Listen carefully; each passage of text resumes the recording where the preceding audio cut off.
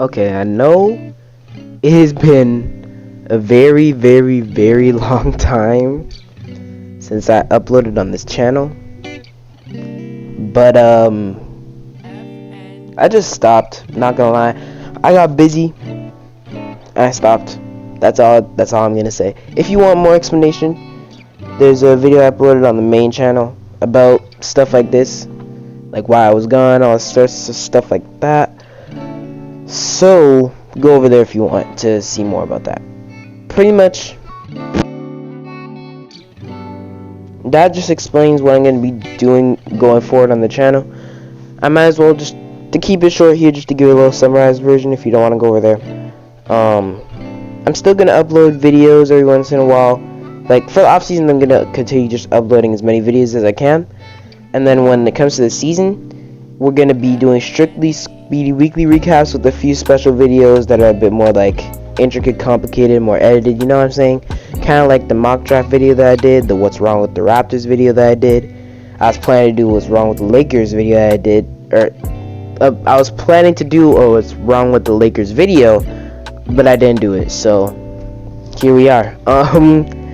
Today we're just going to be looking at the predictions I made and seeing how horrifically wrong I was, and we're gonna talk more about the offseason in the coming days, but for now I'm just gonna start short. Yeah, starting off with the NBA predictions, I made these.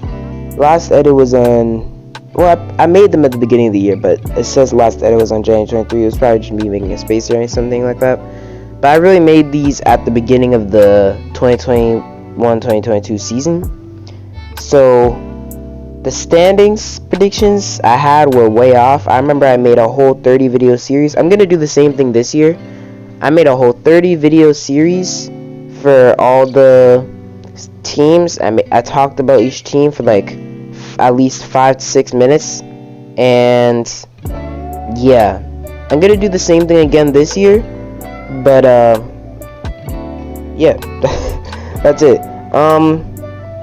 When it comes to the NBA predictions that I made, I had the Nets being the first. Let me just start off with the ones that were the most wrong. I had the Nets first in the conference. I had the Hawks 5th, the Knicks 6th. So all those teams I predicted being better, way better than they actually were. I also had the Pacers 9th, which is just a little better than, say, for the Wizards. They were a little better than they actually were. And the teams that I had worse than they actually were in the East, I had the Heat a bit worse, but the more drastic ones are teams like the Celtics. I had them 7th. For the Bulls, I had them 8th, even though they ended up only being 6th. I mean, it's not that big of a difference, but I mean, when I think about it, it really was kind of close, because they weren't that far from the 8th seed near the end of the season. But I had the Raptors way below where I actually thought them, where below they actually ended up. I had them being the 11th seed, because based off of the season in Tampa, it was looking really bad, but they ended up being 4th or 5th. 5th, I'm pretty sure. And then of course the Hornets, I had them being the 12th seed. They ended up being like 10th or 9th or something. I'm pretty sure actually 9th, because I remember the Hawks were 10th and they fought up to get to 8th seed. But yeah, I had, oh yeah, and the worst one was I had, or one of the worst ones, I had the Cavs 13th one that ended up being 7th. They didn't make the playoffs because they got eliminated by the Hawks and the Nets in the play-in, but yeah. And then in the West, I had the Lakers being really good. I remember talking about this. I said this team could be either really good or really bad, and it ended up being really bad. I projected it to be really good, and I was very wrong. So, no, I had the Suns actually pretty close to where they ended up being. I had them 2nd when they ended up being 1st, which is pretty decent. I also had the Mavericks and Nuggets around the same tier where they ended up being, as well as the Jazz. The Clippers and Blazers, the Blazers I had a lot better than they actually were, and the Clippers I had a bit better. The Warriors and Grizzlies, I underrated them, and I also underrated I've had the Pelicans and T-Wolves in the right area, just wrong spots. And Kings and Spurs, I had them around the right area, except the Spurs, I had them being a bit too... I had the Spurs worse than the Kings. So I was wrong about a lot of stuff. But some stuff I'm glad, like for example, I'm glad the Raptors were good, and I'm glad the Lakers were bad. Not really though, because I do want Westbrook to get a ring. And then I'm also glad the Nets were bad. But then there's some things like that kind of suck. Like I really expected the Hawks to come back this year and be like a really nice young team that could actually be really good, and they really weren't. They were struggling a lot. I had them winning 50 games. They ended up winning somewhere around 30 something. So I don't know the exact record at this point. I could search it up to make it like a lot easier, but I remember for the most part the standings in my head, so I think we should be fine. But yeah, those are the main standings that I predicted, and all the stuff I got right, all the stuff I got wrong. If I had to say the closest prediction, what was the closest prediction I had? The Sixers, I predicted them like specifically being 4th. And you know what? Let me actually look at the standings, because I want to see if I got any of the records right. The Sixers, I had them winning one less game than they actually did. I had them being 50-32 and getting the 4 seed. They were 51-31 and they got the 4 seed. So, I mean, you know, the Heat, I had them getting the exact record. I just thought that they'd be a lot worse. I thought they'd be like a lot worse in the standings. But I had them getting the right record. And then any of the teams that I did that for as well. I mean, the Magic, I actually predicted their record on point. Like I had them going 22-60, and they went 22-60. So that was perfect. If I was a betting man, I would have won that bet, but I would have lost all the rest. I don't really see any others that I got right, because yeah, all the rest of them I got horrifically wrong, except the Bulls. I actually had them winning one less game than they actually did. So, you know. Then when it comes to the Western Conference, how I did with their records, the Suns, I had them way worse than I thought they would be, but they lost in the second round. So I mean, you know. Then when it comes to the Nuggets, I know the Nuggets, I got their record right on point. Mavericks, I had them a bit too bad, but the Nuggets, I got their record like exactly right where it actually was. And then when it comes to like the bottom teams, Rockets, I actually got their record right, 20-62 exactly. And Thunder, I had them winning one extra game. The Kings, I actually had their record on point too. I actually had a good amount of records perfectly pinpointed. Like I had some like right where they were. The Pelicans, I had them winning 2 extra games. And I mean, I guess that was with the assumption that Zion would come back. And even still, that's pretty low in the conference. But when you look at how stacked that West was looking, like you had the Lakers, the Suns, Jazz, Clippers with Kawhi and PG, Nuggets with Jokic, Mavs with Luka, Blazers with Dame, Warriors with Curry, Pelicans with Zion, Timberwolves with Cat. And if you really think about how stacked the Warriors is, or the West is, there's only really 5 teams I could see that won't be competing for anything next year. 6 actually. Well, no, 5, because Dame's coming back. So Jazz, unless Donovan Mitchell goes off, then you never know. The Spurs, the Thunder, Rockets, guaranteed not really competing. And then the last team is the Kings, because they should be competing, but they end up failing every year. So I doubt they're going to be that good. That's like a little sneak peek of my bottom 5 teams in the West next year. But then when it comes to the East, it's like teams are competing, but you can see a lot of teams that aren't really in that race. Like the Knicks aren't really there. Even though they got Jalen Brunson now, like that's not really much of a change that I think can bring them up to the next level. It's good, but it's not bringing them to the conference finals. It's not bringing them to the finals. It's not bringing them maybe even to the second round. Who knows? It might not even bring it to the playoffs. It might make them like a close play-in spot, like a nice little play-in team. But like at the same time, after all these years, after being the 4 seed 2 years ago, and then having a big dip, is that where you really want to be? Like, they were really good and they were really bad, so now people are waiting to see what's gonna happen this year, and I guess we'll see. So really, it's the Magic Pistons are guaranteed not gonna be competing for much. Really, the Pacers, no, they're not competing. Probably, I'm guessing the Knicks aren't competing. The Wizards, it's like there's a lot of teams. When it comes to the West, there's a lot of teams that are competing and there's a lot of teams that aren't. In the East, there's a lot of teams that there are a few teams that are competing, but then there's a lot of teams in this middle tier where you can't tell if they're competing or they're just not that good. They're trying to compete, but you don't really know if they're good enough to compete. So that's why people always say that the West is better than the East, and you can see the skill gap right now, especially with the Timberwolves now with Rudy Gobert. They're definitely going to be a lot better. I can't wait to make my 2021-2022 prediction video, because that will be amazing, but it'll be fun to do. I can't wait to do that. But for now, let's just move on to the awards. I had Luka winning MVP, which is not, it didn't happen. I mean, near the end of the year, he had a bit of a stretch, but it didn't happen. I was a strong believer in Luka, like, having a breakout year, but, I mean, he made the conference finals, which is still amazing, but he didn't have an MVP champ. I had Joel Embiid second, which was correct, but I had Jason Tatum third. He was up there, but he wasn't third in the race. Then there was Paul George, who was nowhere near, and Curry, who was there at the beginning of the year, but not really there at the end. I had Jalen Green winning Rookie of the Year.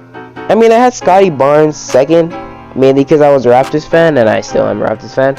But, so, I mean, that was close, I guess. I also had Cade fourth. I thought Evan Mobley was going to be a bust, and I was way off with that. So, but I'm not complaining. I'm glad Evan Mobley surprised me. This whole draft class that was Scotty, Cade, Mobley, Jalen, Giddey, Franz, Kuminga, all those guys, like, that's an amazing draft class. I can't wait to see them go on through their careers. And don't forget about Jalen Suggs. He's not a bust yet. I mean, he's not what everybody thought he was going to be. I had a feeling he was going to be one of the more disappointing players in the class. He might still be a bust eventually. I know I just said he might not be a bust yet, but like, he still might have that bust potential, which is crazy to say after I just said you know what? Why am I talking about Jalen Suggs? I don't script these videos that way. You guys should know this by now. I never write a script, so I just be talking. Let me just rephrase what I'm trying to say. Jalen Suggs doesn't have the potential people thought he did, but he still does have potential because he's still young. He only went through his first year, and he still has that chance to level up. Moving on, Sixth Man of the Year. We're not going to talk about it. I got everything wrong, and I was way off. Defensive Player of the Year, I was also pretty wrong. I had DeAndre Ayton and Ben Simmons. Ben didn't play. DeAndre Ayton wasn't even in conversation. Gobert was in conversation, and Bam, I guess, and Embiid, maybe a little, but I was way off with this. Most Improved, I have OG. That was a terrible pick. Michael Porter Jr. didn't play. Terrence Mann, terrible pick.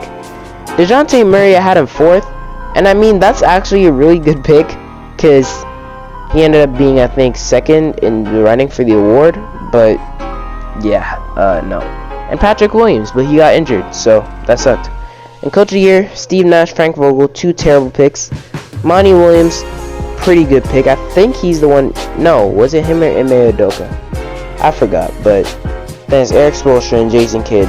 Those guys all made the conference finals except Monty Williams, but Monty Williams was just a really good coach. So what I'm seeing here is usually my last three picks, it's most of the awards, my last three picks are more like accurate than the rest.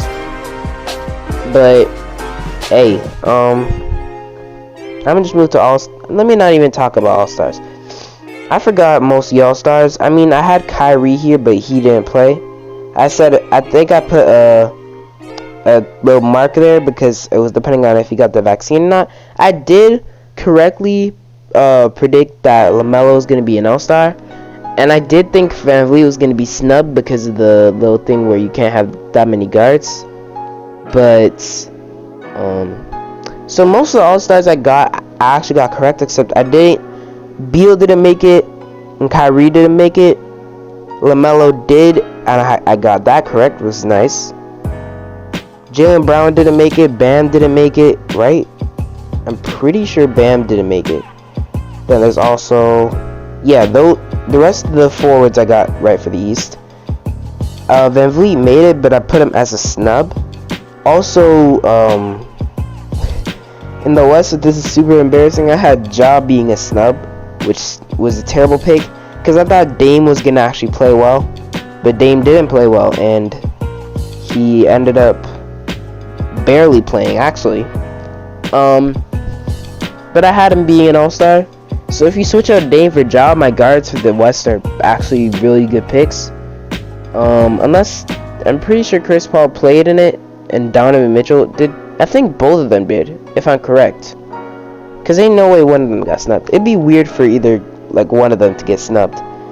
I know that out of the forwards I picked, Zion didn't play. And I can't remember if Paul George played. I know Zion didn't. I can't remember if AD even played. I can't remember if a lot of these guys played. Wiggins is one that nobody anticipated, so of course he made it. But nobody predicted that, man. Nobody, absolutely nobody predicted that. When it comes to all NBA teams, when it comes to now that I think about it, for the first team, I was actually really on point, except for the guards. Because if I'm correct, it was Luka and D-Book, or was it Ja and D-Book?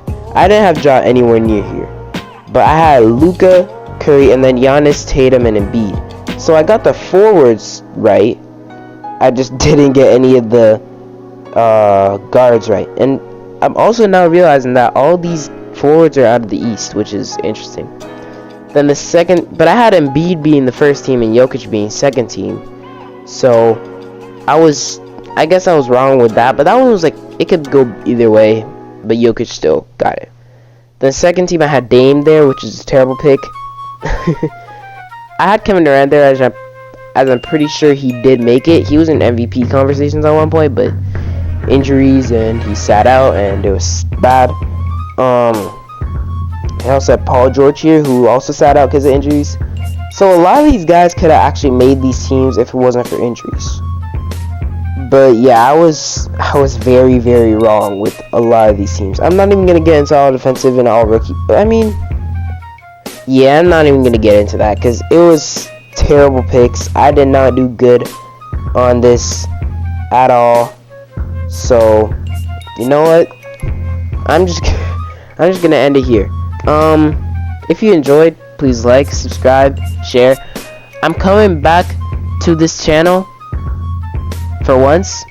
Finally, it took me a minute to actually like come back, but I'm back. I'm gonna be making more videos more consistently about everything that's been going on this off season, the draft. I'm gonna make a video about my top 5. I'm gonna make a video about some players I believe in this draft and some players that I don't believe in as much. We'll see. There's not really anybody in the draft who I don't believe. I think this is gonna be a bust, unlike last year where I thought Suggs was gonna be a bust. But this year I do think that I do believe in a lot of the draft prospects who are here. Like Keegan Murray is a guy who I actually wanted the Kings to pick, because the Kings, if now they have a lineup, they don't need any guards right now. They don't need Jaden Ivey. Now they have a lineup of De'Aaron Fox. They got Kevin Huerter. They got Harrison Barnes, if they still have him, if they're gonna still play him. They got Sabonis, and they got Keegan Murray. So that lineup's looking nasty. I can't wait to see it. But I'm not going to talk about the draft right now. I'm going to talk about that next time. So, that'll be for me today. I'll see you guys next time. I'm out.